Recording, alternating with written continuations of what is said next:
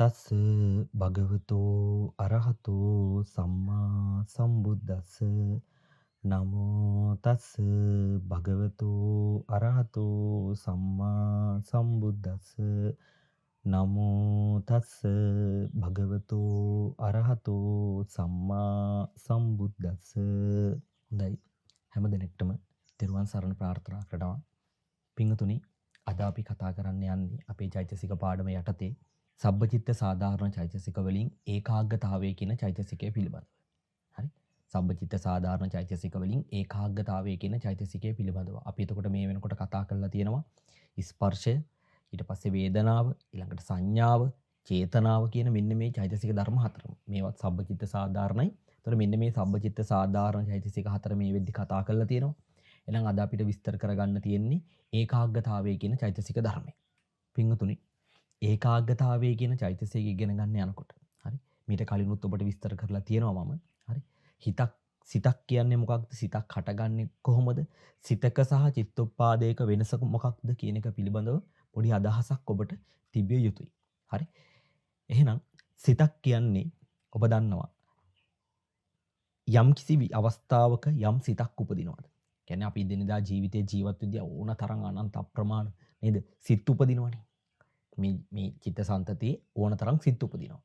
එතකොට මේ උපදින සෑම සිතකටම මගේ පිංගුතුනි, කොච්චර අරමුණු මේ ලෝකේ තිබ්බත් එක අවස්ථාවකදී ඒ උපදින සිතට ගන්න පුළුවන් වෙන්නේ එක් අරමුණක් විතරයි. හරි, එකවරකට හිතට ගන්න පුළුවන් වෙන්නේ එක අරමුණක් විතරයි. හරි, ඒතකොට ඔබ දන්නවා සිත් කියලා කිව්වට පස්සේ චක්කු විඤ්ඤාණය කියලා සිත් පෙලක් උපදිනෝනේ. චක්කු විඤ්ඤාණය, සෝත විඤ්ඤාණ, ගාන විඤ්ඤාණ, જીවහා විඤ්ඤාණ, කාය විඤ්ඤාණ, ඊට පස්සේ මනෝ විඤ්ඤාණ කියලා. මෙන්න මේ කියන, හරි, මොන ආකාරයේ සිතක් ඉපදුනත් මතක තියාගන්න, ඒ සෑම සිතකටම එක් වරකට ගන්න පුළුවන් වෙන්නේ එක අරමුණක් විතරයි. හරි, දැන් ඇහැ ඉස්සරහා මොන තරම් අරමුණු තිබ්බත්, හරි, ඇහැට පේන්න මොන තරම් අරමුණු තිබ්බත් මතක තියාගන්න, එක වෙලාවක චක්කු විඤ්ඤාණයක් හට ගන්නවද? ඒ චක්කු විඤ්ඤාණයට අරමුණු වෙන්නේ කොච්චර අරමුණු තිබ්බත් එක අරමුණයි. ඒකයි මේ කියන්නේ මොකද්ද? සිතට වරකට ගත හැක්කේ එක් ආරම්මණයක් පමණි කියලා. කොච්චර අරමුණු තිබ්බත් හිතක් සැලකුවට පස්සේ ඒ සිතට එකවරකට ගන්න පුළුවන් ඉන්නේ අරමුණක් විතරයි. හරි? කොතරම් ආරම්මන තිබුණද එම ආරම්මණයන් අතුරින් එක් ආරම්මණයක් ගැනීම සිත විසින් සිදු කරයි. ඒ කියන්නේ කොච්චර අරමුණු තිබ්බත් මගේ පින්වතුනි, ඒ අරමුණු අතරින් එකක් ගන්නවා කියන එක අන්න සිත විසින් කරනවා. හරි, අරමුණු කොච්චර තිබ්බත් මේ ලෝකේ යම් සිතක් උපදිනවද ඒ සිත උපදින්නේ එක අරමුණයි ගන්න. සෑම වෙලාවක ඒක හිත විසින් කරන කෘත්‍යයක්. හරි, එතකොට මෙසේ නොඑක් ආරම්මණයන් අතරින් එකක්ගෙන සිතක් උපදිනවා යනු සම්පූර්ණ චිත්තෝපාදයක ඉපදීමකි. මොකක්ද මේ කියන්නේ? මේ තියෙන අරමුණු නොඑක් අරමුණු අතරින් එක අරමුණක් අරගෙන හිතක් උපදිනවා කියන්නේ අම්මේ තාත්තේ එක චිත්තෝපාදයක් ඉපදුනා කියලා අපි කියනවා. හරි, සිතයි චිත්තෝපාදය කියන්නේ මොකක්ද? වචන දෙකක්, අර්ථ දෙකක්. චිත්තෝපාදයක් කියලා කියන්නේ අම්මේ තාත්තේ සිතක් උපදිනකොට ඔබ දන්නවා තනියෙන් උපදින්නේ නැහැ. සිතක් උපදිනවා කියන්නෙම ඒ සිතත් එක්ක සතර සංප්‍රයෝග ලක්ෂණයන්ගෙන් යුක්තව උපදිනවා. තවත් මොනවද? ධර්ම ටිකක්, චෛතසික ධර්ම ටිකක්. ඔබට මතක ඇති චෛතසික පාඩම අපි පටන් ගන්නකොටම හැඳින්වීමේදී අපි විස්තර කරා නේද? සිත කියන්නේ ප්‍රධාන ක්‍රියාව නම් ඒ සිතත් එක්කම සංප්‍රයෝගන සහජාතව උපදින තව අනුක්‍රියාවන් ටිකක් තියෙනවා. අපි ඒවට කියනවා චෛතසික ධර්ම කියලා. හරි. එහෙනම් මෙන්න මේ සම්පූර්ණ සිතත්, ඒ වගේම ඒ අවස්ථාවේ සිතත් එක්ක සංප්‍රයෝගන ඒ සෙසු චෛතසික ධර්ම ටිකක් කියන මේ ඔක්කොම එකට ගත්තට පස්සේ අපි කියනවා මගේ පින්වතුනි චිත්තෝපාදයක් කියලා. හරි? චිත්තෝත්පාදයක් කියලා. මේක මතක තියාගන්න, මේක අපිට අවශ්‍යයි. හරි? එහෙනම් සිතක් කියන්නේ මොකක්ද? චිත්තෝපාදයක් කියන්නේ මොකක්ද කියලා දැන් ඔබ දන්නවා. හරි? ඊළඟට පින්වතුනි, දැන් මේ විදිහට යම්කිසි අරමුණක් අරගෙන, හරි, සිතක් උපදිනකොට දැන් අපි කිව්වා අරමුණු ගොඩාක් තියෙනවා. හරි, මේ ලෝකේ අපිට ඕන තරම් අරමුණු තියෙනවා. හැබැයි එකවරකට සිතකට ගන්න පුළුවන් ඉන්නේ එක අරමුණක් විතරයි කියලා. හරි, එකවරකට සිතකට ගන්න පුළුවන් ඉන්නේ එක අරමුණක් විතරයි කියලා. එතකොට හිතන්න, දැන් අපි යම්කිසි වස්තුවක් දිහා එක පැත්තකින් නම් බලද්දි, ඉස්සරහා ඉඳන් බලද්දි පේන්නේ එක විදිහකට. පිටිපස්සෙන් බලද්දි පේන්නේ තව විදිහකටනේ. පැත්තෙන් බලද්දි පේන්නේ තව විදිහකට. ආයි තව ඊළඟට විරුද්ධ පැත්තෙන් බලුවම තව විදිහකට. ඒතර මේ බලන කෝණයන් වෙනස් වෙන්න මේ වස්තුව අපිට පේන විදිහ වෙනස් නේ. කියන්නේ නොඑක ආකාරවලට තමයි පේන්නේ. හරි. ඒ වගේම තමයි අම්මේ තාත්තේ යම්කිසි අරමුණක් සැලකුවාට පස්සේ, හරි, අන්න යම්කිසි අරමුණක් සැලකුවාට පස්සෙත් ඒ අරමුණටත් නොඑක් ආකාර තියෙනවා. හරි? යම් ආරම්මණයක් සැලකුවට පස්සේ ඒ ආරම්මණයටත් නොයෙක් ආකාරයන් තියෙනවා. හරි? ඒ අරමුණ සිතට ගන්න පුළුවන් වෙන ආකාරات ගණනාවක් තියෙනවා. හරි? ඒක තමයි මේ කියන්නේ මොකක්ද දන්න? ආරම්මණයක් සැලකූ විට එයට නැත්නම් කියන අරමුණට නොයෙක් ආකාරයන් පවතී. මෙසේ පවතින ආකාරයන් කොපමණ තිබුණද සිතට ගත හැකි වන්නේ ඉන් එක් ආකාරයක් පමණි. දැන් මේක ඔබට පැහැදිලි නේද? දැන් එක අරමුණක් ගත්තට පස්සේ ඒ අරමුණට නොයෙක් ආකාර තියෙනවානේ. ඒක ගන්න පුළුවන් නොයෙක් ආකාර. නිත්‍ය විදිහට ගන්නත් පුළුවන්. ඕන්න. අනිත්‍යයි කියලා ගන්නත් පුළුවන්. දුක්ඛ සහගත දෙයක් කියලා ගන්නත් පුළුවන් කෙනෙක්. නේ. සුඛ සහගත දෙයක් විදිහට අරමුණු වෙන්නත් පුළුවන්. දැක්කද? අරමුණට නොයෙක් ආකාර තියෙනවා. දැන් මලක් ගත්තොත් ඒ මලටත් නොයෙක් ආකාර තියෙනවනේ. ඒකේ පාට තියෙනවා. ඒකේ කියන්නේ පාට ගත්තට පස්සේ කෙනෙක්ට රතු වෙන්න පුළුවන්. කියන්නේ මේ යම් අරමුණක් ගත්තොත් පින්වතුනි මේ අරමුණට නොයෙක් ආකාරයන් තියෙනවා නේද? ඒක අපිට කියන්න බෑ ලක්ෂ ගණන් දහස් ගණන් ආකාර තියෙන්න පුළුවන්. හරි? යම් කිසි එක වස්තුවක් ගත්තට පස්සේ හැබැයි ඒ කොච්චර ආකාර තිබ්බත් යම් වස්තුවකට කොපමණ ආකාර තිබ්බත් හිතකට එක් අවස්ථාවකදී ගන්න පුළුවන් ඉන්නේ ඒ ආකාර අතරින් එකක් විතරයි. දැන් අපි කිව්වා සිතක් කියන්නේ එහෙනම් අරමුණු ගොඩකින් එක අරමුණක් තමයි හැමතිස්සෙම සිතකට ගන්න පුළුවන් ඉන්නේ. කොච්චර අරමුණු තිබ්බත් එකවරකට සිතකට ගන්න පුළුවන් ඉන්නේ එක අරමුණක් විතරයි. ඒ වගේම ඒ ගන්න අරමුණ ගත්තට පස්සෙත් පින්වතුනි ඒ අරමුණෙත් නොඑක් ආකාර තියෙනවා. අන්න ඒ ආකාර අතරිනුත් මගේ අම්මේ තාත්තේ සිතකට එකවරකට ගන්න පුළුවන් ඉන්නේ එක් ආකාරයකුත් විතරයි. හරි? එක අරමුණක් ගත්තට පස්සේ ඒකට නොඑක් ආකාර තිබ්බට එහෙනම් සිතට ගත හැකි වන්නේ ඉන් එක් ආකාරයක් පමණි. හරි? එක් ආකාරයක් පමණි. මම හිතනවා පැහැදිලි ඇති කියලා. හරි? යම් ආරම්මණයක් ගෙන සිතක් උපදින විට සිත එම අරමුණේ ඇති නොඑක් ආකාරයන් අතුරින් එක් ආකාරයක් ගෙන එක් ආකාරයක පිහිටා එම අරමුණ ගත යුතුය. හරි? මේ අර කියන්නේ විස්තර කරපු මොකද්ද? කොච්චර ඒ අරමුණට මොන තරම් ආකාර තිබ්බත් ගන්න පුළුවන් ආකාර මොන තරම් තිබ්බත් හරි? සිතක් උපදිනකොට ඒ සිත හැම තිස්සෙම ඒ නොඑක් ආකාර අතරින් එක් ආකාරයක් අරගෙන එක් ආකාරයක පිහිටලා තමයි ඒ අරමුණ ගන්නෙ. හරි? සෑම සිතක්ම සැලකූ විට එසේම වේ. හරි? මොන සිත ගත්තත් ඒක චක්කු විඥානයක්ද සෝත විඥානයක්ද ගාන විඥානයක්ද ජීවහාද කායද මනෝද කියලා නෑ. මොන විඥානයක් ගත්තත් පින්වතුනි හැම සිතක්ම ගත්තොත් ඒ වගේ තමයි. කොච්චර ආකාර තිබ්බත් ඒ අරමුණේ ගන්න පුළුවන් ආකාර කොච්චර තිබ්බත් එක් ආකාරයක පිහිටලා නැත්නම් එක් ආකාරයක් අරගෙන තමයි හැම තිස්සෙම මේ සිත හටගන්නේ. ගන්න පුළුවන් වෙන්නේ එක් ආකාරයක් විතරයි. හරි? යම් ලෙසකින් ආරම්මණේ ඇති නොඑක් ආකාරයන් ගන්නට ගියහොත් එක් ආකාරයක්වත් සිතට හසු නොවේ. ඒ කියන්නේ පින්වතුනි යම් විදිහකට මේ අරමුණේ තියෙන සියලුම ආකාර ටික මේ නොඑක් ආකාර ඔක්කොම ආකාරයන් ටික මේ සිත විසින් ගන්න ගියොත් මොකද වෙන්නේ? හරියට එකක්වත් ගන්න වෙන්නේ නැහැ සිතට. හරි? එකක්වත් හරියට හවු වෙන්නේ නැහැ. ඒ නිසා පින්වතුනි මතක තියාගන්න මේ අරමුණේ කොච්චර ආකාර තිබ්බත් ගත හැකි ආකාර කොච්චර තිබ්බත් සිතට එක වෙලාවකට ගන්න පුළුවන් ඉන්නේ නැත්නම් සිතක් හටගන්නෙත් මගේ පින්වතුනි නිතරම ඒ අරමුණේ එක් ආකාරයක පිහිටලා එක් ආකාරයක් අරගෙන හරි එහෙනම් අන්න ඒකාග්‍රතාවය කියලා මොකක් කියන්නේ මොකක්ද එහෙනම් අන්න සිතෙහි ඇත්තා වූ ඒ ආරම්මණයේ එක් ආකාරයක පිහිටන ස්වභාවයට අපි කියනවා ඒකාග්‍රතාවය කියලා. හරි සිතෙහි ඇත්තා වූ ඒ ආරම්මණයේ එක් ආකාරයක පිහිටන ස්වභාවය ඒකාග්‍රතාවය කියලා කියනවා. එක් ආකාරයක් ගන්නවා කියන එක නෙමෙයි හොඳේ. එක් ආකාරයක් ගන්නවා කියන එක සිත විසින් කරනවා. අන්න ඒ ගන්න එක් ආකාරයක පිහිටන ස්වභාවයට තමයි අපි කියන්නේ මොකක් කියලාද? ඒකාග්‍රතාවය කියලා. හරි? ඒකාග්‍රතාවය කියලා. එහෙනම් අන්න සිතෙහි ඇත්තා වූ ඒ ආරම්මණයේ එක් ආකාරයක පිහිටන ස්වභාවයට තමයි අපි කියන්නේ ඒකාග්‍රතාවය කියලා. එකක් ගන්නවා කියන එක නෙමෙයි හොඳේ. ඒ නොඑක ආකාර අතරින් එක් ආකාරයක් ගන්නවා කියන එක නෙමෙයි. ඒ ගන්න එක් ආකාරයක පිහිටන ස්වභාවයට අපි කියන මොකක් කියලාද? ඒකාග්‍රතාවය කියලා. හරි? ඊට පස්සේ පින්වතුනි මේ ඒකාග්‍රතාවය කියන චෛතසිකයයි සබ්බචිත්ත සාධාරණ වෙන්නේ. නේ? සබ්බචිත්ත සාධාරණයි කියන්නේ සෑම සිතකම යෙදෙනවා කියන එක. හරි? සෑම සිතකම යෙදෙනවා කියන එක. ඇයි මෙහෙම වෙන්නේ? හරි? අන්න සෑම අරමුණකටම නොඑක් ආකාර තිබීම එම අරමුණේ ස්වභාවය වේ. එතකොට ඕනම ආරම්මණයක් ගත්තොත් ඒ ආරම්මණයට නොඑක් ආකාරයන් තිබීම කියන එක. හරි? නොඑක් ආකාරයන් තිබීම කියන එකේ අරමුණේ ස්වභාවයක්. හරි? අන්න අරමුණක් නොමැතිව සිතක් නූපදී. අපි දන්නවා එහෙනම් අරමුණක් නැතුව සිතක් උපදින්නෙත් නැහැ. ඒ වගේම තමයි ඒ ගන්න අරමුණට නොයෙක් ආකාරයන් තියෙනවා කියන එකත් ඒ අරමුණේ ස්වභාවයක්. හරි. නමුත් මෙසේ එකම අරමුණක ගත හැකි නොයෙක් ආකාර තිබීම අරමුණු ගන්නා සිතට බාධාවකි.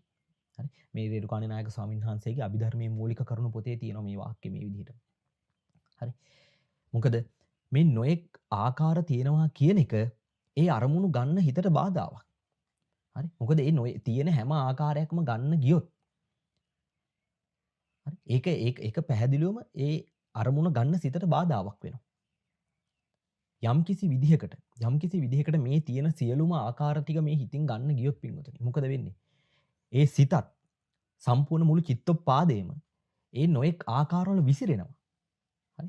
ඒ තියෙන ඒ අරමුණේ තියෙන නොඑක් ආකාරයන් වල විසිරෙන ස්වභාවයෙන් යුක්ත වෙනවා එතකොට.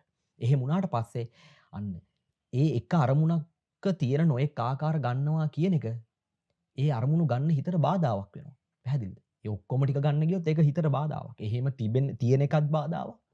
ඒ වගේ මේ ඔක්කොම ටික ගන්න යනවා කියන්නේ මගේ පින්වතුනි ඒ සිත විසිරෙනවා කියන එක. ඒ නිසා අන්න ඒකයි මගේ පින්වතුනි මේ කියන්නේ යම්කිසි අරමුණකට ගන්න පුළුවන් නොයෙක් ආකාර තියෙනවා කියන එක ඒ අරමුණු ගන්න සිතට බාධාවක් වෙන්නේ ඒකයි. මොකද එහෙම නොයෙක් ආකාර තියෙනවා කියන්නේම ඒ නොයෙක් ආකාර ටික යම්කිසි විදිහකට ගන්න ගියොත් එකම අරමුණේ එක වෙලාවක හරියට එකක්වත් ගන්න වෙන්නේ නැහැ සිතට. එහෙනම් එහෙම නොයෙක් ආකාරයන් තියෙනවා කියන එක ඒ හිතට බාධාවක්. ඒ අරමුණේ තියෙන නොයෙක් ආකාර සියලුම ආකාරයන් ගන්න යනවා කියන්නෙම ඒ සම්පූර්ණ චිත්තෝපාදේම ඒ අරමුණේ තියෙන ඒ සියලුම ආකාරයන් වල විසිරෙනවා. ඒකයි මේ කියන්නේ මොකද්ද එහෙනම් එසේනම් අරමුණේ එක් ආකාරයක පිහිටන ස්වභාවය නොමැතිව සිතකට ඉපදිය නොහැක. දැන් එහෙනම් පැහැදිලිද? මොකද අරමුණක් ගත්තට පස්සේ ඒ අරමුණට නොයෙක් ආකාරයන් තියෙනවා කියන එක ඒ අරමුණේ ස්වභාවයක්. හරි? ඒ අරමුණේ ස්වභාවයක්. හැබැයි අරමුණක් නැතුව සිතකට උපදින්නත් බෑ. එහෙනම් අරමුණකුත් ඕන. එතකොට ඒ අරමුණ ගන්න ගියාට පස්සේ ඒ අරමුණේ නොයෙක් ආකාරයන් තියෙනවා කියන එක ඒ අරමුණ ගන්න හිතට බාධාවක් වෙනවා. එහෙනම් මේ බාධාව දුරු වෙන්න ඕන යම්කිසි විදිහකට සිතකින් ඒ අරමුණේ එක් ආකාරයක් අරගෙන ඒ සිත උපදින්න නම්. එහෙනම් ඔබට පැහැදිලිද එහෙනම් මේ ඒකාග්‍රතාවය කියන චෛතසික ධර්මය සෑම සිතකම ඒ නිසා යෙදිය යුතුයි. අර කියන අරමුණේ තියෙන නොයෙක් ආකාර තිබීම කියන ඒ බාධාව දුරු කරන්න.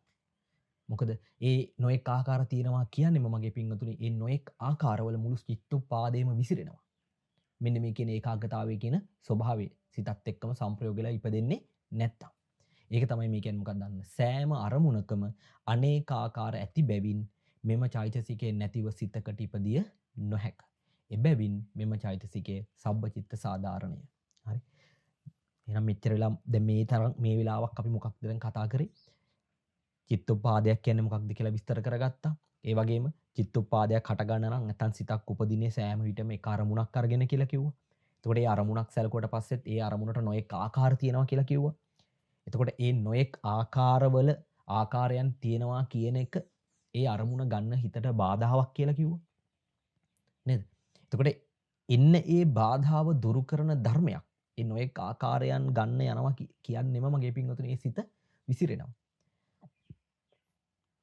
හරි. ඒ ගන්න පුළුවන් ඒ নানা ආකාරවල සිතේ විසිරීමක් තියෙනවා එතකොට.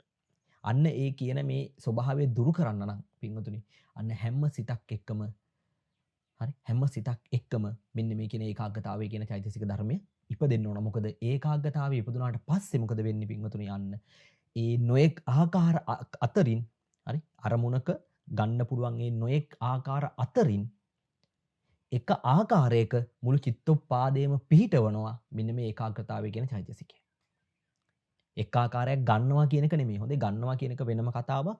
ඒ එක ගන්න ලද එක ආකාරයක පිහිටනවා කියන්නේ තව කතාවක්. හරි? අර්ථ දෙකක් තියෙනවා. ඒ එක ආකාරයක් ගන්නවා කියන එක සිත විසින් කරනවා. ඒ ගන්න එක ආකාරයක පිහිටවන්නේ එක ආකාරයක පිහිටවන්නේ මගේ පින්වතුනි මුළු චිත්තෝපාදේම මෙන්න මේ කියන ඒකාග්‍රතාවය කියන චෛතසික ධර්මය. ඒ නිසා අන්න මේ ඒකාග්‍රතාවයේ සබ්බචිත්ත සාධාරණ වෙනවා. මොකද ඒකාග්‍රතාවය නැතුව සිතකට උපදින්න බෑ. හරි? මම හිතනවා පැහැදිලි ඇති කියලා. හරි? ඊළඟට ඒකාග්‍රතාවයේ අපි ඔබට පැහැදිලි ඇති කලිනුත් චෛතසික ගැන අපි ඉගෙන ගන්න යනකොට ලක්ෂණ, රස, පච්චුපට්ඨාන, පදට්ඨාන කියන මේ ටික ඉගෙන ගත්තා. හරි? මේ ටික ඉගෙන ගත්තා. මේ ඒකාග්‍රතාවය පිළිබඳව පින්වතුනි අපි මේ ටික ඉගෙන ගන්න කලින් ඔබ මේකත් දැනගෙන ඉන්න ඕනේ. ඒ තමයි මේ ඒකාග්‍රතාවය කියන්නේ මේ ඒකාග්‍රතාවය කියන චෛතසික ධර්මය විස්තර කරන ආකාර දෙකක් තියෙනවා. එකක් තමයි එක චිත්තෝපාදයක් සලකලා. කියන්නේ එක සිතක් සලකලා. ඒක චිත්තක්ෂණයකව විස්තර කරන විදිහකුත් තියෙනවා. ඒ වගේම සම්පූර්ණ චිත්ත සන්තතියක් සලකලා විස්තර කරන විදිහකුත් තියෙනවා. හරි? මේ දෙකේ වෙනසක් තියෙනවා. මෙතනදී අපි එක සිතක් නැත්නම් එක චිත්තෝපාදයක් සලකලා තමයි විස්තර කරන්නේ. චිත්ත සන්තතිය සලකලා විස්තර කිරීමක් නැහැ. හරි? අපි ඉදිරියේදී ওই ධම්මසංගණීය වගේ ඉගෙන ගන්න යනකොට ඒවත් එක්ක ඒකාග්‍රතාවය කොහොමද විස්තර වෙන්නේ කියන එක පිළිබඳ කතා කරමු. ඔබ දැනට මේ ටික මේ පාඩම ඇතුලේ විස්තර වෙන කරුණු ටික හොඳට ධාරණය කරගන්න. හරි? රේරුකාණේ නායක ස්වාමීන් වහන්සේ අභිධර්මයේ මූලික කරුණු පොතේ මේ විස්තර ටික කරලා තිනවා. ඔබට අවශ්‍ය පුළුවන් නම් මේක මේ වැඩසටහන බලලා ඒත් එක්කම උන්වහන්සේගේ ඒ අභිධර්මයේ මූලික කරුණු පොතත් කියවන්න. ඒකේ ඒකාග්‍රතාවයේ චෛතසික කොහොමද විස්තර වෙලා තියෙන්නේ කියලා. හරි? එහෙනම් ඊළඟට අපි බලමු එහෙනම් ඒකාග්‍රතාවයේ ලක්ෂණ. හරි? ලක්ෂණ කියලා ගත්තට පස්සේ පින්වතුනි ඒකාග්‍රතාවයට ලක්ෂණ කිහිපයක් තියෙනවා. හරි? අපි මුලින්ම කතා කරමු ඒකාග්‍රතාවයේ එක ලක්ෂණයක් තමයි අවික්ෂේප ලක්ෂණෝ කියන එක. හරි? ඒ කියන්නේ අවික්ෂේප ලක්ෂණය කියන එක. හරි? වික්ෂේප වෙනවා කියලා කියන්නේ මොකක්ද? විසිරෙනවා කියන එකනේ. හරි? අන්න. එහෙනම් ඒකාග්‍රතාවයේ ලක්ෂණය තමයි මේ වික්ෂේපයේ ප්‍රතිවිරුද්ධ ගතිය. ඒ තමයි අවික්ෂේප ලක්ෂණය. අවික්ෂේප ලක්ෂණය කියන එක. හරි? මේක අපි පැහැදිලි කරොත් ඒකාග්‍රතාවයෙන් වෙන්නේ මොකක්ද? අන්න යම් කිසි සිතක ඒකාග්‍රතාවය හටගන්නවා කියන්නේ මගේ පින්වතුනි. ඒ සම්පූර්ණ චිත්තෝපාදේම ඒකාග්‍රතාවයත් එක්ක එකට උපදින සියලුම ධර්ම ටික සහජාත ධර්ම ටික ඒ අරමුණේ ගත හැකි එක් ආකාරයක පිහිටවන බව තමයි ලක්ෂණය වෙන්නේ. හරි? අරමුණක අපි කියන්නේ නොඑක ආකාර තියෙනවා කියලා. එතකොට ඒ නොඑක ආකාර වලින් එක් ආකාරයක් අරගෙන හැම විටම සිතක් උපදින්නේ. එතකොට ඒ ගන්නාලද ඒ එක් ආකාරයක පිහිටවන බව තමයි ඒකාග්‍රතාවයේ ලක්ෂණය වෙන්නේ. විසිරෙන්න දෙන්නේ නැතුව ඒ සම්පූර්ණ ඒකාග්‍රතාවයත් එක්ක ඒ අවස්ථාවේ ඒකාග්‍රතාවයත් එක්ක උපදින ඒ සහජාත ධර්ම ටික නැත්නම් මුළු චිත්තෝපාදයම පින්වතුනි ඒ අරමුණේ ගත්තු එක් ආකාරයක පිහිටවන ගතිය විසිරෙන්න නොදී එක් ආකාරයක පිහිටවන ස්වභාවය තමයි අවික්ෂේප ලක්ෂණය කියලා කියන්නේ. ඒක ඒකාග්‍රතාවයේ ලක්ෂණයක්. හරි? මේකට අටුවාවේ ලස්සන උදාහරණයක් තියෙනවා. ඒ තමයි හිතන්න යුද බිමක හරි එක් රජතුමත් ඉන්නවා සේනාවක් ඉන්නවා. හිතන්න එක තැනක ඒ යුද බිමේ එක තැනක සේනාව අඩු වෙනකොට හදිස්සියත් රජතුමා එතනට ගියොත් මොකද වෙන්නේ? අර සේනාවෙන් පිරිසක් අනිවාර්යෙන් එතනට ආපහු යනවානේ. රජතුමාගේ වටේට රොක් වෙනවා. එතකොට රජතුමාට අනුව තමයි ඒ යුද බිමේ ඉන්න සේනාව පවතින්නේ නිතරම. හරි? රජතුමාට අනුවම තමයි පවතින්නේ. රජතුමා කොතනටද යන්නේ? එතනට අර රජතුමාගේ සේනාව ටිකත් එකතු වෙනවා. ඒ වගේ තමයි මේ ඒකාග්‍රතාවයත්. හරි? ඒ වගේම තමයි ඒකාග්‍රතාවයත්. මොකක්ද? ඒකාග්‍රතාවයත් පින්වතුනි ඒකාග්‍රතාවය පවතිනවා කියන්නේම ඒ චිත්තෝපාදයේ තියෙන ඒ සහජාත අනිකුත් ධර්ම වලට වික්ෂේප වෙන්න දෙන්නේ නැතුව හරි එහෙම නැත්නම් විසිරෙන්න දෙන්නේ නැතුව ඒ සියලුම සහජාත ධර්ම ටික එකට එකතු කරලා එකට කැටි කරලා පිඬු කරලා තියාගන්නේ මෙන්න මේ ඒකාග්‍රතාවය. ඒ නිසා එන්න ඒකාග්‍රතාවයේ අපි කියනවා අවික්ෂේප ලක්ෂණයෙන් යුක්තයි කියලා. අවික්ෂේප ලක්ෂණයෙන් යුක්තයි කියලා. හරි? මේ ටික කියවලා ගත්තොත් මේ ටික කියවලා බැලුවොත් මේ කියන්නේ මොකක්ද එහෙනම් අර මේ අවික්ෂේප ලක්ෂණයේ විස්තරේ දැන් විස්තර කරපු යම්සේ වනාහි මේ ධම්මසංගණී අටුවාවේ කොහොමද මේ උදාහරණය දක්වලා තියෙන්නේ කියන එක. හරි. යම්සේ වනාහි රජ සෙනග අතරට පැමිණ යම් යම් තැන්වල සෙනග කිඳා බසීද. කියන්නේ නතර වේද. ඒ තැන්වලට යයි. ඔහු ගිය තැන සෙනග පිරේ. පරසෙනග බිඳ රජු අනුවම පවතී. හරි. මේ විස්තර කරපු උදාහරණය තමයි මේ කියන්නේ. හරි. මේ පරිද්දෙන් සහජාත ධර්මයන්ට වික්ෂේප වන්නට නැත්නම් විසිරෙන්නට නොදෙන හේයින් සමාධිය එහෙම නැත්නම් ඒකාග්‍රතාව අවික්ෂේප ලක්ෂණයේ ඇත්තේ නම් වෙයි. හරි. පැහැදිලිද මේ කියපු එක? මේ භාෂාව චුට්ටක් අමාරු ඇති. එහෙම තමයි අටුවාවල් පරිවර්තනයත් අමාරුයි. හරි. මේ කියන්නේ පින්වතුනි අන්න යුද්ධ බිමක එක් ස්ථානයක සේනාව අඩුවන විට එතනට රජතුමා පැමිණියහොත් සේනාවද රජු වටා එක්වේ. මෙලෙස ඒකාග්‍රතාව සහජාත ධර්මයන් නැත්නම් චිත්තෝපාදයම අරමුණෙහි ගත හැකි එක් ආකාරයක පිහිටුවන බව ලක්ෂණය වේ කියලා. දැක්කද? සහජාත ධර්මවලට ඒ අරමුණේ ගන්න පුළුවන් නොඑක් ආකාරවල විසිරෙන්න නොදී. හරි? අරමුණක් ගත්තට පස්සේ ඒකේ නොඑක් ආකාර තියෙනවා කියලා කොහොනේ. ඒ නොඑක් ආකාරවල විසිරෙන්න දෙන්නේ නැතුව. හරි? ඒකාග්‍රතාවය මොකද කරන්නේ? ඒ ඒකාග්‍රතාවයත් එක්ක උපදින සෙසු සහජාත ධර්ම ටික ඒ එක් ආකාරයක පිඩු කරලා නැත්තම් පිහිටවලා විසිරෙන්න දෙන්නේ නැතුව තියාගන්න ඒ ලක්ෂණය ඒකාග්‍රතාවයට පවතිනවා. ඒකයි ඒකාග්‍රතාවයට අවික්ෂේප ලක්ෂණයේ යුක්තයි කියලා කියන්නේ. හරි? ඒ වගේම තව ලක්ෂණයක් තියෙනවා ඒ තමයි අවිසාර ලක්ෂණෝ කියලා. හරි? මේ අවිසාර ලක්ෂණයයි අවික්ෂේප ලක්ෂණයයි ගත්තට පස්සේ දැන් මෙතනත් කියන්නේ නොවිසරණ ස්වභාවයෙන් යුක්තයි කියලා. විසිරෙන්න දෙන්නේ නැතුව තියාගන්නවා කියන ලක්ෂණයෙන් යුක්තයි කියලා. මෙතනදිත් කියන්නේ නොවිසරණ ලක්ෂණය ඇත්තේ කියලා. හරි? මේ දෙකේ වෙනස තියෙන පින්වතුනි මෙතනදී කතා කරන්නේ හරි මෙතනදී කතා කරන්නේ ඒකාග්‍රතාවයේ විසින් සහජාත ධර්ම වලට විසිරෙන්න දෙන්නේ නැතුව පවත්වා ගන්නවා කියන කාරණාව. හරි? අවිසාර ලක්ෂණයේදී කතා කරන්නේ පින්වතුනි ඒකාග්‍රතාවය කියන ඒ ධර්මයේ තනියෙන් ගත්තට පස්සේ අන්න ඒකාග්‍රතාවයේ තියෙන ලක්ෂණයක්. තමනුත් පිහිටනවා. අවිසාර ලක්ෂණයේදී කතා කරන්නේ පින්වතුනි මේ ඒකාග්‍රතාවය කියන ධර්මයක් තමනුත් විසිරෙන්නේ නැතුව නොඑක් ආකාරවල පවතිනවා කියන එක. කියන්නේ ඒකාග්‍රතාවයේ සැලකුවට පස්සේ දැන් අපි අවික්කේප ලක්ෂණයෙන් කතා කරේ සහජාත ධර්ම ටිකට විසිරෙන්න නොදී පවත්වා ගන්නවා කියන කාරණාව. අවිසාර ලක්ෂණයේදී කතා කරන්නේ පින්වතුනි ඒකාග්‍රතාවය කියන ධර්මය ගත්තට පස්සෙත් එයත් හරි ඒ අරමුණක ගන්න පුළුවන් ඒ නොඑක් ආකාර අතරින් එක් ආකාරයක තමනුත් පිහිටන ස්වභාවය. තමනුත් විසිරෙන්නේ නැතුව ඒ තමන්ගේ පැවැත්ම තමයි මෙන්න මේ අවිසාර ලක්ෂණයෙන් කතා කරන්නේ. ඒක තමයි මේ විස්තර කරන්නේ මොකද්ද? අවික්ෂේප ලක්ෂණයේදී සම්ප්‍රයුක්ත ධර්මයන් අරමුණෙහි නොඑක් ආකාර අතුරින් එක් ආකාරයක විසිරෙන්නට නොදී පිහිටුවන බව දක්වන ලදී. හරි? මේ අවික්ෂේප ලක්ෂණයේදී කතා කරේ ඒක සහජාත ධර්ම ටික පවත්වා ගන්නවා කියන එක. එක් විසිරෙන්න දෙන්නේ නැතුව. මෙහිදී මෙන්න මේ අවිසාර ලක්ෂණයේදී කතා කරන්නේ මොකක්ද? මෙහිදී ඒකාග්‍රතාවයේ ස්වභාව ලක්ෂණය ගනී. කියන්නේ එයාගේ ඒකාග්‍රතාවයේ ලක්ෂණය තමයි මෙතනදී සලකන්නේ. එනම් ඒකාග්‍රතාව අරමුණෙහි මනා ලෙස පිහිටන ස්වභාවය. ඒකාග්‍රතාවය කියන එකත් අරමුණේ මනා ලෙස ඒ පිහිටන ස්වභාවය. නැත්තම් නොවිසිරුණු බව දක්වයි. හරි? කියන්නේ තමන්ගේ තිබෙන ඒ නොවිසිරුණු බව දැක්වීමට තමයි අවිසාර ලක්ෂණය කියන එක කතා කරන්නේ. ඊළඟට මෙතනදී මගේ පින්වතුනි ඔබ තේරුම් ගන්න ඕන කාරණාවක් තියෙනවා. ඒ තමයි මෙතනදී මේ නොවිසිරුණු බව කියලා කියන්නේ. හරි?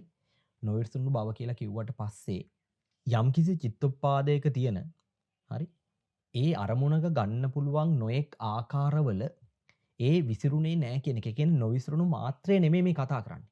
හරි? ඒ විසිරීම වළක්වන ස්වභාවය තමයි මෙතනදී මේ කතා කරන්නේ. හොඳට මතක තියාගන්න මේ කියන්නේ චිත්තෝපාදයක් සැලකුවට පස්සේ ඒ චිත්තෝපාදය අරමුණේ ගන්න පුළුවන් නොඑක් ආකාරවල නොවිසිරුණු බව කියන එක නෙමෙයි මේ. ඒ නොවිසිරුණු ඒ විසිරීම වළක්වන ඒ විසිරෙනවා කියන එකට ප්‍රතිවිරුද්ධ ස්වභාවය තමයි මෙතනදී මේ ඒකාග්‍රතාවය කියන තැනදී කතා කරන්නේ. විසිරුණේ නැහැ කියන එකට නෙමෙයි. හරි? ඊළඟ ලක්ෂණය තමයි පාමුක්ඛ ලක්ෂණ කියන එක. පාමුක්ඛ ලක්ෂණ කියලා කියන්නේ පින්වතුනි ප්‍රමුඛ බව කියන එක. හරි? මෙතනදී ඔබට මේ ඒකාග්‍රතාවය කියන එක විස්තර කරනකොට පින්වතුනි ඒකාග්‍රතාවය වගේම සමාධිය කියන වචනේත් පාවිච්චි කරන්න පුළුවන්. කුසල වේවා අකුසල වේවා සමාධිය කියලා අපිට ඒකාග්‍රතාවය නම් කරන්න පුළුවන්. හරි? ඒතර මේ පාමුක්ඛ ලක්ෂණ කියන එක කුසල ධර්ම පැත්තෙන් අපි කතා කරද්දී හරි සියලුම කුසල ධර්ම වලට මගේ පින්වතුනි මේ ඒකාග්‍රතාවය කියන එක ප්‍රමුඛ වෙනවා. ඒකාග්‍රතාවය කියන එක ප්‍රමුඛ වෙනවා. සමාධිය කියන එක සමාධිමත් සිතකින් තමයි මේ හැම කුසලයක්ම අපිට සිද්ධ කරන්න පුළුවන් වෙන්නේ. හරි? සමාධිමත් සිතකින්. ඒ නිසා අන්න පාමුක්ඛ ලක්ෂණ කියලා කියන්නේ මේ ප්‍රමුඛ බව ලක්ෂණය වෙනවා. මොකක්ද මේ අපි කතා කරන්නේ කුසල ධර්ම ගැන. ඒකයි කුසල ධර්මයන්ට කියලා මේ දීලා තියෙන්නේ. හරි? මේකට උපමාවක් තියෙන්නේ ඔබ දැකලා ඇති මේ කැණි මඩල කියලා. ඒ කියන්නේ මේ ඔය පරණ දේවාලවල එහෙම තියෙන ඔබ දැකලා තියෙනවද ඔය පරණ ගොඩනැගිලි වල එහෙම පරාල ටික ඔක්කොම ඇවිල්ලා එක තැනකට එකතු වෙලා තියෙනවා. අපි එතනට කියනවා කැණි මඩල කියලානේ. කැණි මඩල කියලා. ඒ වගේ තමයි. හරි? ඒකාග්‍රතාවයත් මේ සියලුම කුසල ධර්ම වලට හරි ප්‍රමුඛ වෙන්නේ මෙන්න මේ ඒකාග්‍රතාවය නැත්තම් සමාධිය කියන එක. හරියට උපමාවකට දක්වලා තියෙන්නේ මෙන්න මේ කැණි මඩල වගේ කියලා. හරි? ඒක තමයි විස්තර කරන්නේ මේ මිනින්ද ප්‍රශ්නයේදී. මෙතන මේ ඒකාග්‍රතාවයේ මේ පාමොක්ක ලක්ෂණා කියන එක විස්තර වෙනවා කොහොමද? මහරජ යම්සේ කූටාගාරයක යම්කිසි ගොනැසි වේද. ඒ සියල්ල මුදුන හා සම්බන්ධ වේද. මුදුනට සවි වේද. මුදුනට එක්රැස් වේද. ඒහින් කූටය ඔවුන්ට අග්‍රයයි කියනු ලැබේ. හරි?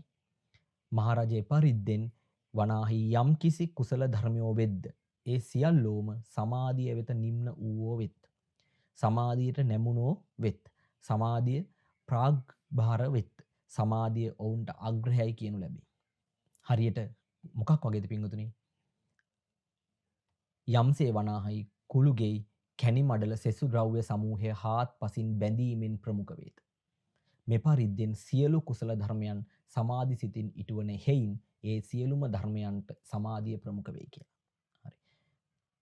මේ කැණි මඩල කියනක ඔබ දන්නවා ඇති. අර පරාල ඔක්කොම ඇහිල්ලා එක තැනකට එකතු වෙන්නේ. එතකොට එතන අග්‍රයිනේ. එතනටනේ ඔක්කොම එකතු වෙලා තියෙන්නේ. එතන ඒ කැණි මඩල කියන එක එතන ප්‍රධානයි එතකොට. ඒ වගේ තමයි සමාධිය. සෑම කුසලයකටම සමාධිය ප්‍රධාන වෙනවා. ඒ නිසා අන්න ඒකාග්‍රතාවයේ තව ලක්ෂණයක් තමයි පාමොක්ක ලක්ෂණා කියන එක. ප්‍රමුඛ බව කියන එක. හොඳයි. කුසල ධර්ම පැත්තෙන් කතා කරන්නේ. ඒ වගේම මේ ධර්මයේ ඒකාග්‍රතාවය කියන එක අපි වැඩිදුර කතා කරන්නේ, වැඩිපුර කතා කරන්නේ මේ සමාධිය කියන එක කුසලයත් එක්ක, කුසල පැත්තේ. හරි. හැබැයි එහෙමයි කියලා අකුසලය සිත්තල ඒකාග්‍රතාවේ නැහැ කියලා කියන්න බෑ. මොකද සබ්බචිත්ත සාධාරණයි කියන අකුසල සිත්තලත් මේ ඒකාග්‍රතාවේ පවතිනවා. හරි. හැබැයි ධර්මයේ අපි වැඩිපුරම විස්තර වෙන්නේ ඒකාග්‍රතාවය කියන එක මොන පැත්තෙන්ද? කුසල පැත්තෙන්. කුසල සිත් එක්ක කතා කරන ඒකාග්‍රතාවය. හරි. ඊළඟට ඔන්න අපි ලක්ෂණ ටික කතා කරා. කෘත්‍ය නේ රස නැත්නම් කෘත්‍ය ඒකාග්‍රතාවය. අන්න ඒකාග්‍රතාවයේ කෘත්‍යයක් තමයි පින්වතුනි සම්පින්ඩන රසෝ කියන එක. හරි. සම්පින්ඩන රසෝ කියලා කියන්නේ මොකක්ද? අන්න නානු සුණු වලට ජලයමින් සහජාත ධර්මයන් පිඬු කිරීම රසය කොට ඇත්තේය. හරි. ඒ කියන්නේ අද ඔබ මේ සබන් ගාලා නැවට ඉස්සර කාලේ මේ නාන්න වතුර දදා මේ නාන සුණු කියන ඒවට වතුර දදා හොඳට පිඬු කරගන්නවා, කවලම් කරගන්නවා. හරි. පිඬු කරගන්නවා. ඒ වගේ තමයි ඒ කවලම් කරගන්න ජලය තමයි නානු සුණු වලට එක්ක හවුරන්නේ. ඒ වගේ ඒක තමයි මේ කියන්නේ උපමාවකින් මොකද්ද? නානු සුණු වලට ජලයමින් සහජාත ධර්මයන් පිඬු කිරීම රසය කොට ඇත්තේ කියන.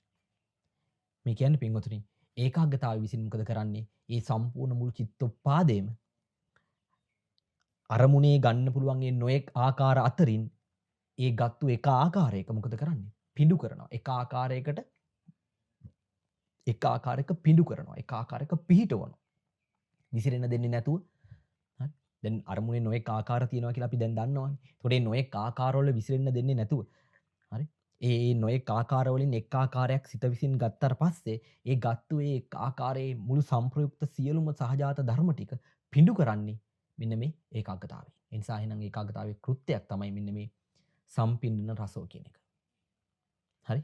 සම්පින්ඩන රසෝ කියන එක. ඊළඟට වික්ෂේපය දුරු කිරීම කියන එකත් ඒකාග්‍රතාවයේ කෘත්‍යයක්. හරි?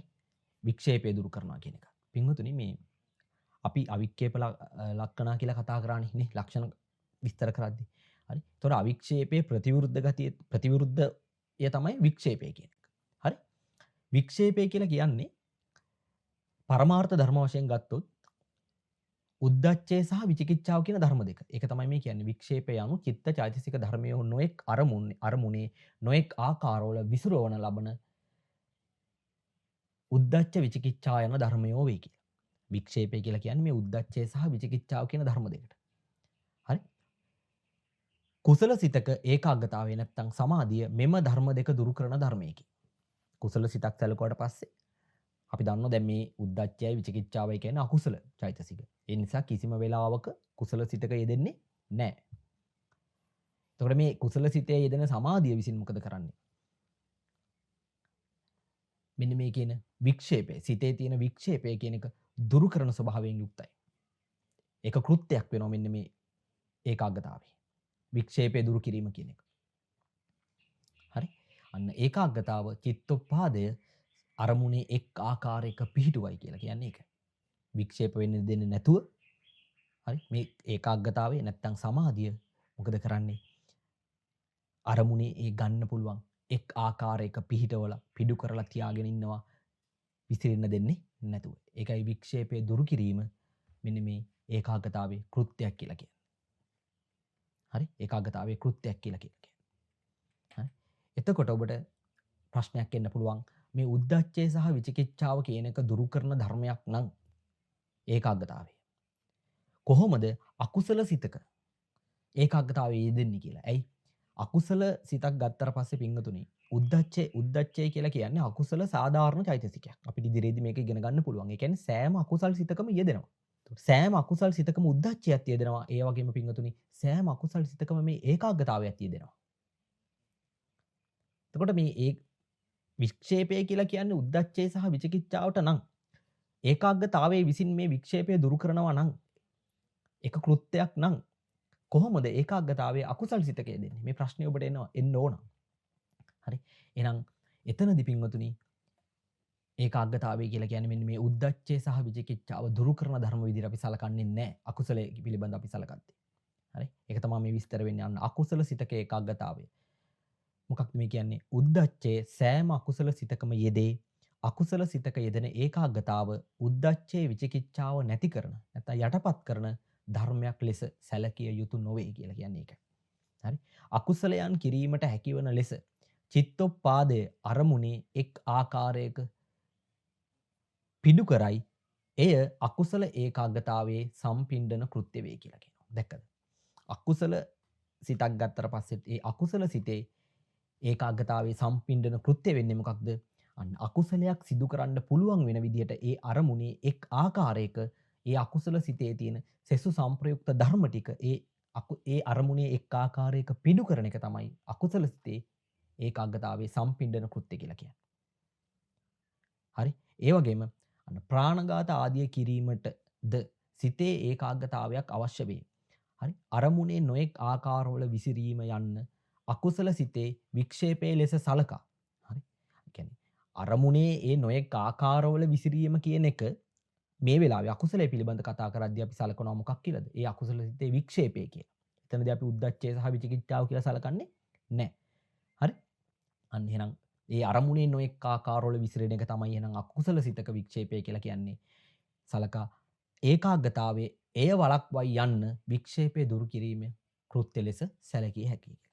හරි? මොකද මේක විස්තර කරේ නැත්නම් ඔබට ප්‍රශ්නයක් එන්න පුළුවන් එහෙනම් වික්ෂේපය කියන එක උද්ධච්චය සහ විචිකිච්ඡාව කියන මේ ධර්මයෙන් වලට නම් වික්ෂේපය කියලා කියන්නේ. එතකොට මේ උද්ධච්චය සහ විචිකිච්ඡාව දුරු කරන ධර්මයෙන් නම් ඒකාග්‍රතාවය වෙන්නේ. නැත්නම් සමාධිය වෙන්නේ. අකුසල් සිත් ගත්තට පස්සේ සෑම අකුසල් සිතකම උද්ධච්චය යෙදෙනවා නම් කොහොමද ඒකාග්‍රතාවයත් ඒ සිතේ යෙදිලා උද්ධච්චය දුරු කරන්නේ? ඒ ප්‍රශ්නේ එන නිසා තමයි කිව්වේ එහෙනම් අකුසල සිතක වික්ෂේපය කියන එක අපි සලකන්නේ මොකක්ද? ඒ අකුසල සිතේ ගත්තු අරමුණේ නොඑක් ආකාරවල ඒ සිත විසිරෙනවා කියන එක තමයි අකුසල සිතේ වික්ෂේපය වෙන්නේ. ඒ නිසා ඉන්නේ හැම නොඑක් ආකාරවල විසිරෙන්න දෙන්නේ නැතුව ඒක වළක්වන එක තමයි මෙතනදී අකුසල සිතේ වික්ෂේපය දුරු කිරීමේ කෘත්‍ය කියලා අපි ගන්නෙ. හරි. එහෙනම් ඔන්න අපි ලක්ෂණ කතා කරා, කෘත්‍ය කියන රස කතා කරා, ඒකාග්‍රතාවයේ ඊළඟට අපිට තියෙන පච්චුපට්ඨානය. හරි. වැටහෙන ආකාරය. හරි. වැටහෙන ආකාරය තමයි පළවෙනි එක උපසමපච්චුපට්ඨානෝ. ඒ කියන්නේ සිතෙහි සංසිඳීම. වැටහෙන ආකාරය වෙනවා. එළඹ සිටි කාරණාව වෙනෝනේ. සිතේ සංසිඳීම සමාධියක් තියෙනවා කියලා කියන්නේ නේ. හිතේ සංසිඳීමක් තියෙනවානේ. ඊළඟට ඥාන පච්චුපට්ඨානෝ. ඥානයත් වැටහෙන ආකාරය වෙනවා. මොකද දැන් ඔබ දන්නවා අපි විදර්ශනා වඩන කොටත් පින්වතුනි. පිළිවෙලට භාවනා කරගෙන එනකොට සමත භාවනාවක් වඩලා එතනින් එහාට සුෂ්ක විදර්ශනා වඩන්න ගියත් අපි සමතයක් මුලින් වඩනවානේ. මොකද සිතේ සමාධියක් අවශ්‍යයි පින්වතුනි. සිතේ හොඳ ඒකාග්‍රතාවයක් අවශ්‍යයි. ගැඹුරු ධර්මයන් මානසිකාරය කරලා. හරි. මේ සංස්කාරවල තියෙන මේ අනිත්‍ය ස්වභාවය, දුක්ඛ ස්වභාවය, අනාත්ම ස්වභාවය කියන මේ අනිත්‍ය දුක්ඛ අනාත්ම කියන ලක්ෂණයන් අවබෝධ කරගන්න නම් හොඳ සමාධිමත් හිතකින් අපි මේ සංස්කාර පිළිබඳ කල්පනා කරන්න ඕන. ඒකයි මේ කියන්නේ අන්න ඒ අනිත්‍ය දුක්ඛ අනාත්ම වගේ මේ ගැඹුරු ධර්මතා වැටහෙන ඒ ඥානය ඒකාග්‍රතාවයේ පච්චුපට්ඨානය වෙනවා. හරි එකඟ වූ සිතකින් ධර්මයන් ගැන මානසිකාරණය කරන විට ඒවායේ ස්වභාව ලක්ෂණයන් අවබෝධ කර ගැනීමට හැකි වේ. එබැවින් සමාධියේ ඵලය ලෙස ඥානය දක්වයි කියලා. හරි දැක්කද? සමාධියේ ඵලය ලෙස ඥානය දක්වයි කියලා කියනවා. හරි. ඒ නිසා ඥානයත් එහෙම නැත්නම් මේ ප්‍රඥාව කියන එක ඥානය කියන එක මගේ පින්වතුනි සමාධියේ නැත්නම් ඒකාග්‍රතාවයේ වැටෙන ආකාරය නැත්නම් පච්චුපට්ඨානයක් වෙනවා. හරි. ඊළඟට උපස්ථානකාර පච්චුපට්ඨානෝ. මේ කියන්නේ පින්වතුනි සිතෙහි නොසෙල් වෙන බව වැටෙන ආකාරය වේ කියලා. හරි. මේ කියන්නේ යන්න කුසල සිතක් ගත්තොත්. හරි. කුසල සිතක් ගත් විට එහි යෙදෙන සමාධිය නිසා උද්දච්චයෙන් හා විචිකිච්ඡාවෙන් සිත නොසෙල් වේ. එබැවින් කුසල සිතක ඒකාග්‍රතාව සිතේ නොසෙල් වීම නැත්නම් කම්පා නොවීම ආකාරයෙන් වැටහි. දැක්කද? කුසල සිතක් ගත්තොත් ඒ කුසල සිත උද්දච්චයෙන් හා විචිකිච්ඡාවෙන් සෙලවෙන්නේ නැහැ. කොහොමත් උද්දච්චය සහ විචිකිච්ඡාව කුසල සිතක යෙදෙන්නේ නැහැ තමයි. ඒ වගේම මේ උද්දච්චය සහ විචිකිච්ඡාවෙන් කුසල සිත සෙලවෙන්නේ නැහැ, නොසෙල් වෙනවා. එහෙනම් අන්න ඒක ඒකාග්‍රතාවේ වැටෙන ආකාරයක් වෙනවා. මොකක්ද ඒ කුසල සිතක ඒකාග්‍රතාවය විසින් ඒ සිතේ නොසෙල් වීම නැත්නම් කම්පා නොවීම ආකාරයෙන් වැටහෙනවා මේ ඒකාග්‍රතාවේ කුසල සිතක. හරි. අකුසල් සිතක සමාධිය සැලකුවත් මොකද වෙන්නේ? අකුසල් සිතක සමාධිය සැලකුවද අකුසලයක් කරන විට එම සිතේ නොසෙල් වෙන බව ප්‍රකට වේ.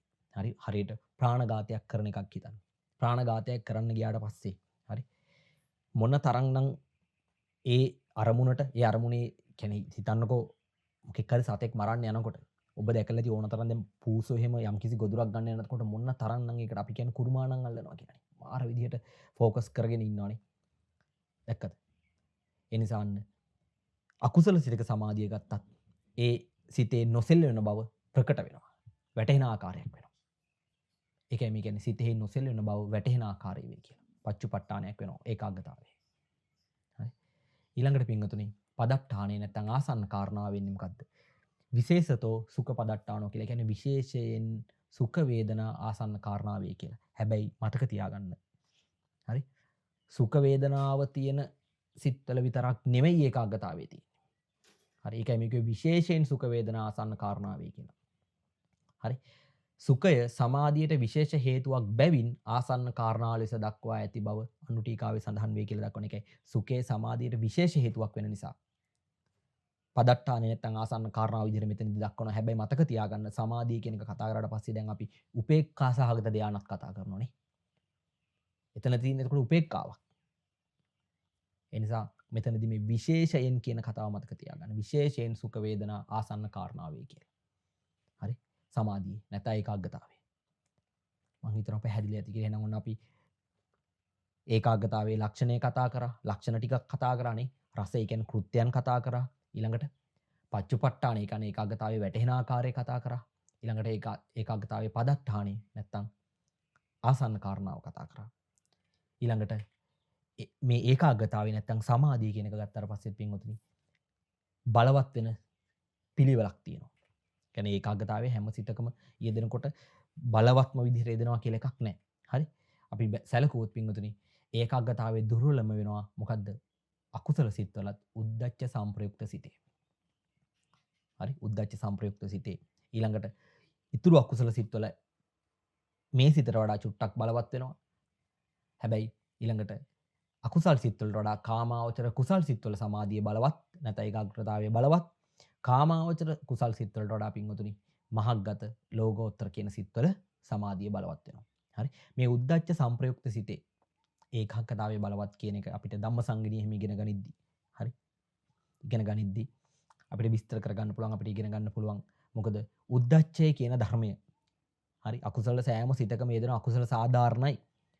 එතකොට ධම්මසංගණීයේ මේ ධර්මතාව විස්තර කරන තැන උද්දච්චය කියන එක ඒවාපනක විදිහට තමයි දක්වලා තින්නේ. අනිත් ඔක්කොම අකුසල සිත් 11. හැබැයි පින්වතුනි උද්දච්ච සංප්‍රයුක්ත සිතේ උද්දච්චය කියන එක ධර්මතාවයක් විදිහට ඒ සිතේම විස්තර කරනවා. හරි? අර ඒවා පනක ගොඩට දාලා නැහැ. ඒ නිසා මේ උද්දච්ච සංප්‍රයුක්ත සිතේ මෝහය බලවත් වෙනවා. මොකද මේක මෝහ මූලික සිතක්.